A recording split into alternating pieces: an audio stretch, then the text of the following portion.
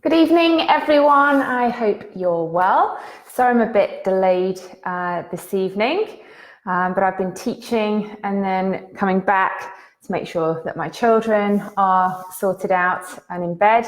But the topic I wanted to talk about this evening is perimenopause, what it is and why you need to know about it. I posted on the page a little while ago asking people, when was the first time you heard about perimenopause? And some people had responded to that and said, just now. I don't know what it is. So I wanted to talk a little bit about that. If you are listening now, could you please drop me a comment in the comment box just so I can make sure that that's working, because I had an issue with it the other day. So if you wouldn't mind just typing something in there, waving at me, doing something so that I can see that you're here and that you can hear me, and then I'll get started. Let me know if this is something that you've heard about before, whether you know about it or not, whether this is all new to you, whether it's something that you've known about for a long time or you've gone through or going through. Let me know. But I'm going to see if I can see any comments.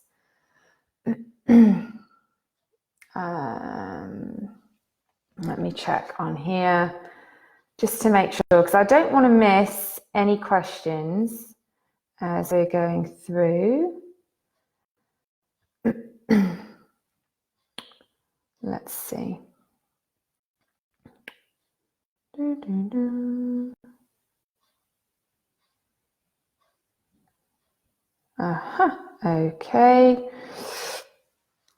Okay. So I'll get started. I can see that it's working.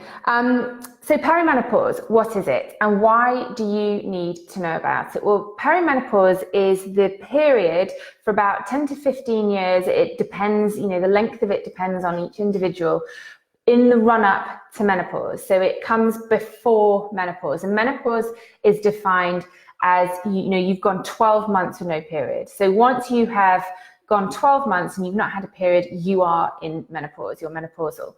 Prior to that, it's perimenopause time, and normally that happens in your 40s. So once you hit your 40s, you start to experience some changes in your body, some symptoms that no doubt you will have heard about at some point, but sometimes people can start that earlier in their 30s and sometimes earlier than that. So it really, really depends. We're all different.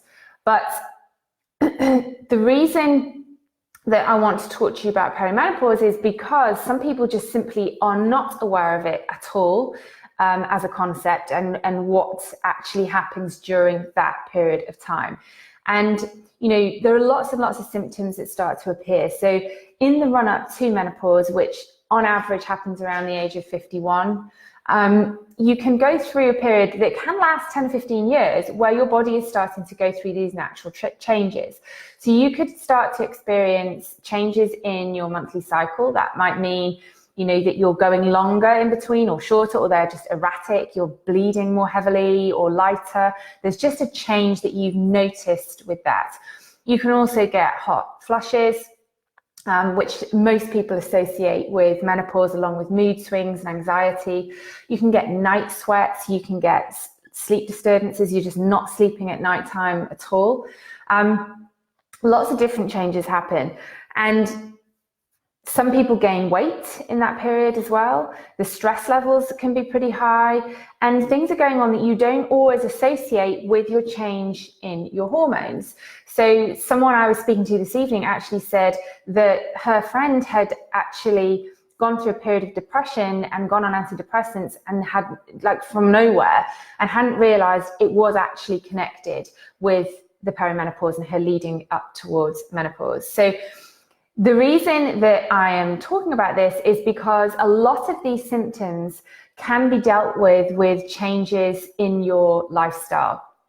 So rather than fearing this menopause situation, which a lot of people do, I don't think, certainly my generation, it wasn't something our mums necessarily spoke to us about. If your mum did, then that's great, you're lucky.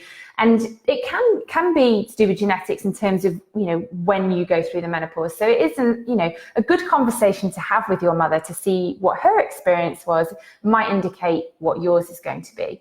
But certainly I wasn't particularly aware of what it was, and how my mother dealt with it.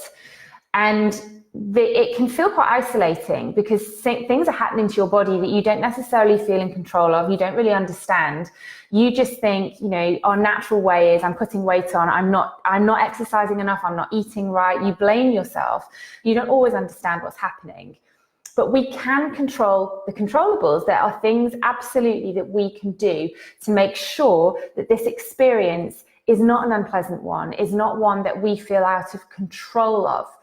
And of course, the reason that I talk about it is because I come from it from a movement perspective. Movement is medicine. Movement can make you feel so much better about yourself. But there are other things that you need to factor in as well. So, if you're experiencing any of those symptoms that I've talked about, those symptoms are things that people worry about. They associate them with menopause. They fear menopause. It's something, that they don't necessarily want to come to soon.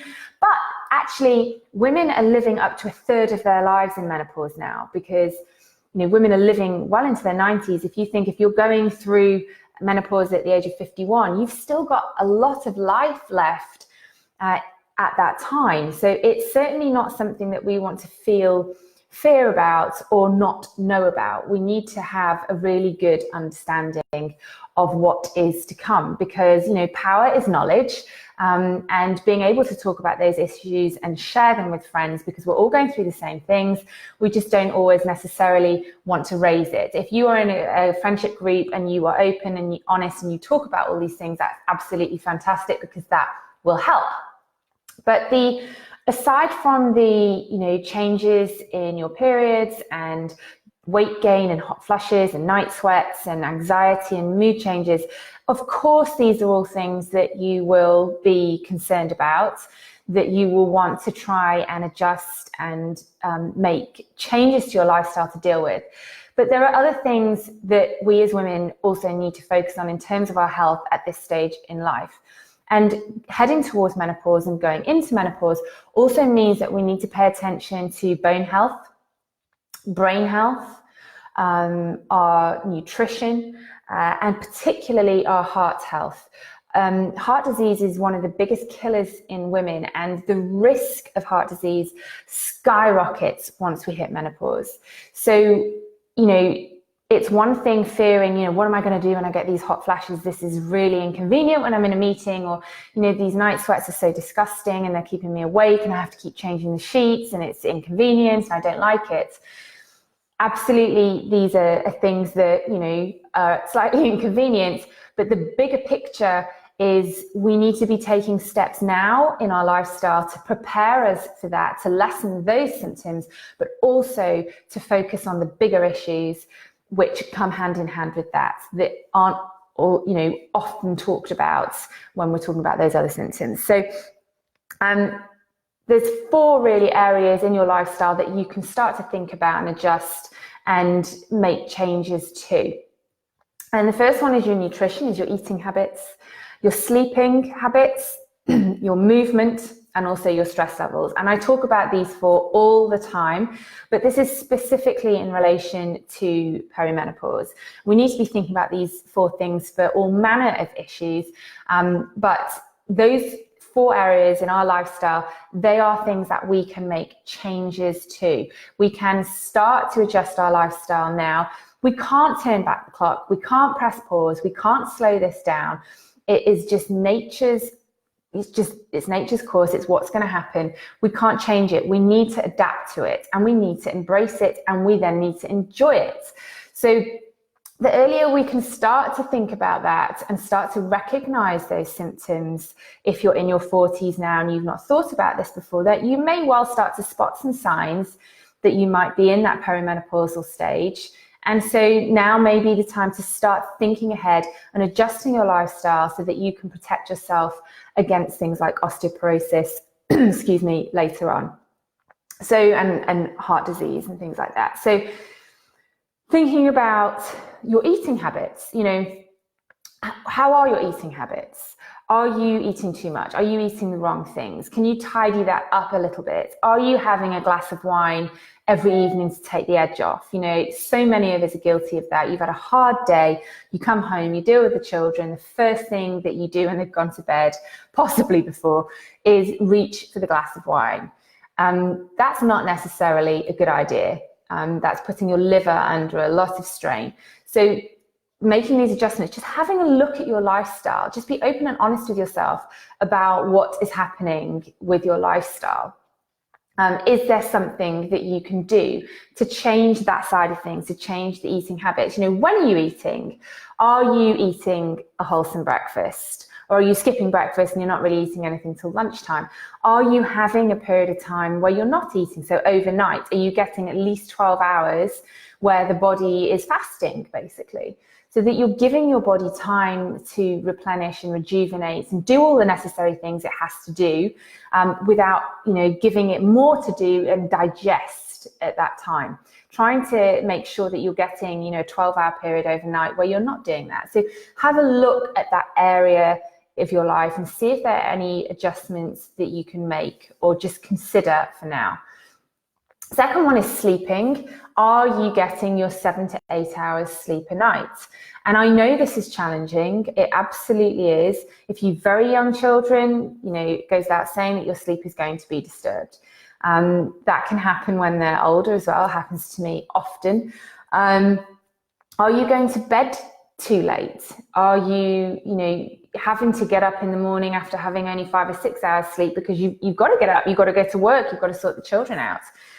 Have you tried to go to bed early and you've just been wide awake?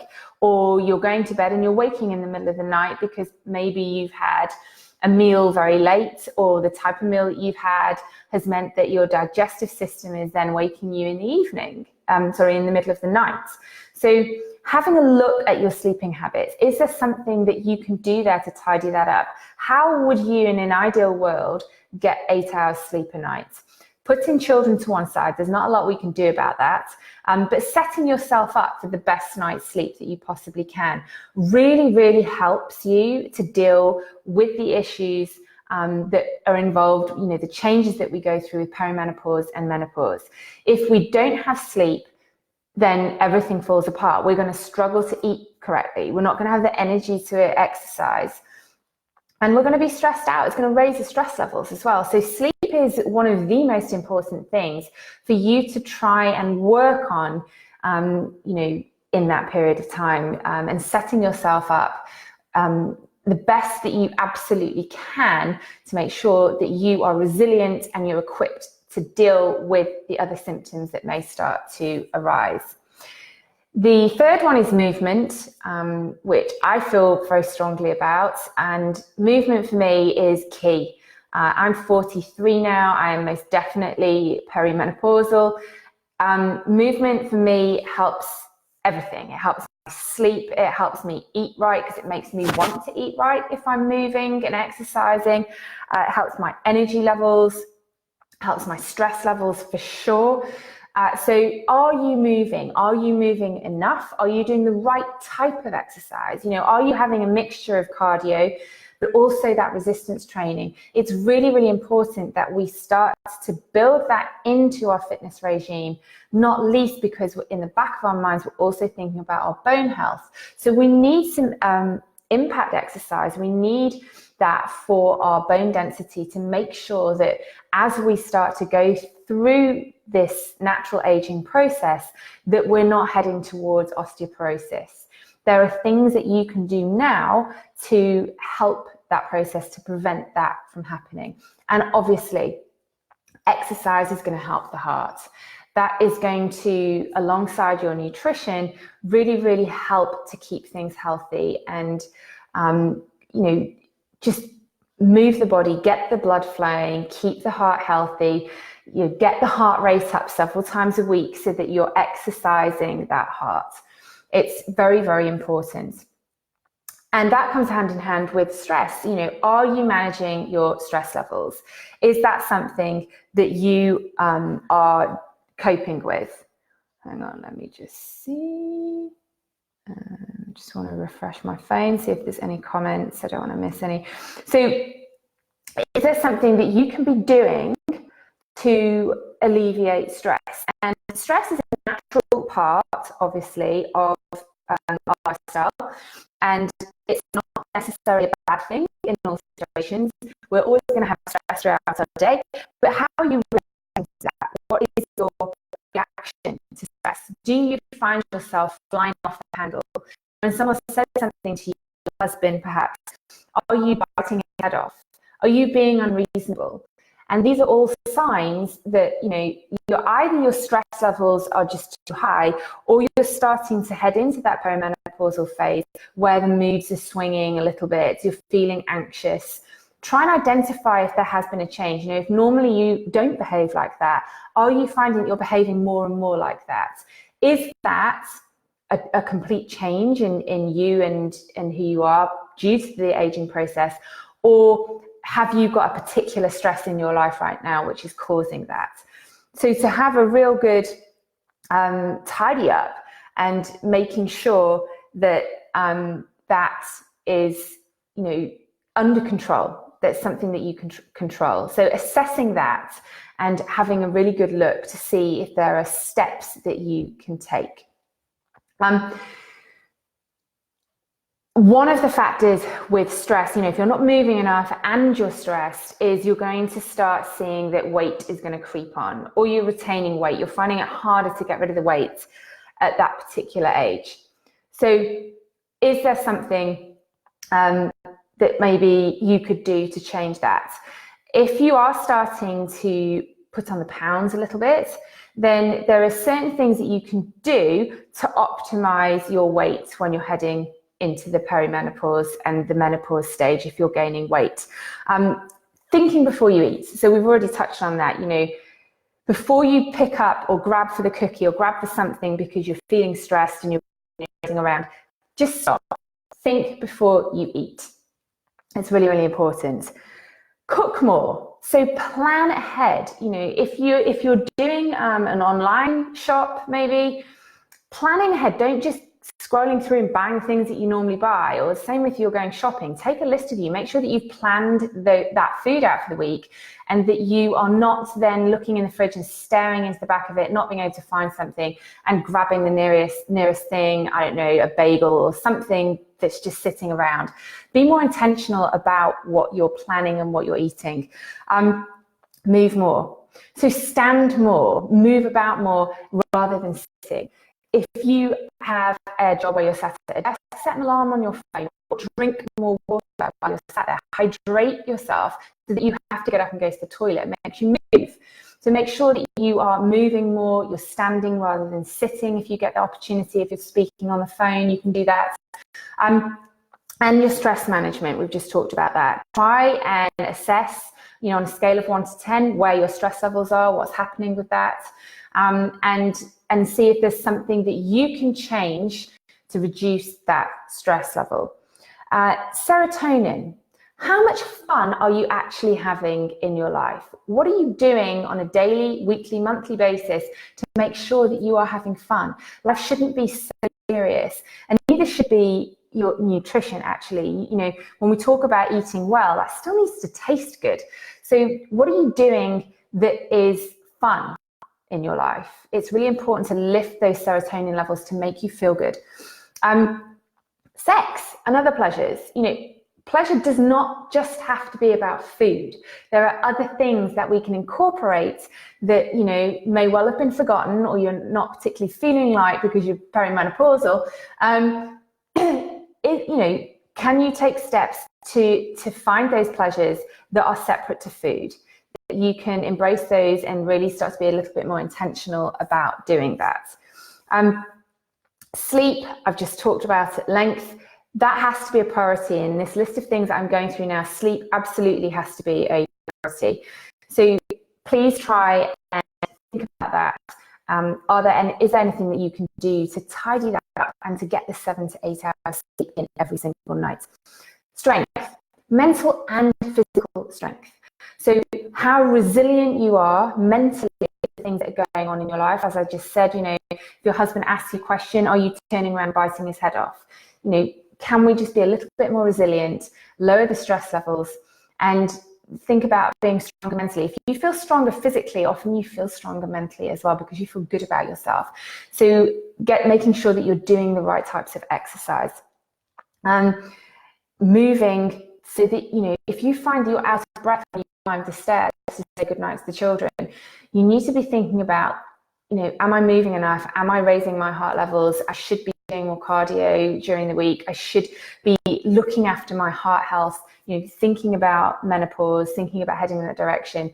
That is something that we need to consider. So again, thinking about moving the right ways, making sure you're getting the cardio in during the week, that you're doing the strength training, you're stretching, and you're doing some restorative work as well. So, yoga, meditation, all those things, gently moving the body. It doesn't have to be go, go, go all the time. You need to get a really nice balance of the types of exercise that you're doing, because they benefit all the different parts of your lifestyle and the symptoms that you may experience during perimenopause. And the last one I've written down is say no. Say no to alcohol, and say no to sugar, say no to stress, and say no to those friends that you hang out with that do you no good, that's are bitching and moaning, and we've all got those friends. Try to avoid that. Try to be with people that lift you, that lift your spirits, that love you, that you can talk to about these issues. You shouldn't suffer with them alone.